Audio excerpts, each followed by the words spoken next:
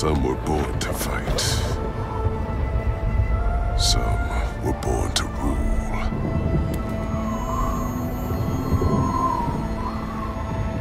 I was never born at all.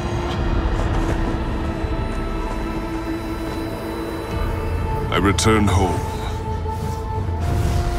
My spirit torn between two dragons. One a tyrant.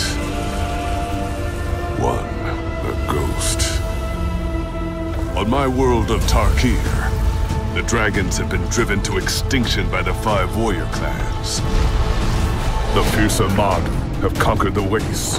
My former clan of swift horses and swifter tempers.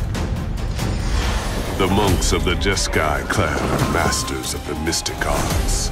Cunning, controlled, and disciplined. The fierce Tiber have come to dominate the icy frontier. Savage opponents with ferocious hearts. The Sultai and their undead servants rule a decadent empire. Ruthless serpents decked in stolen treasures. And the Abzan have become unstoppable desert warriors. Enduring, loyal, and surprisingly hard to kill. This is the world that drew me back. A world that needs you.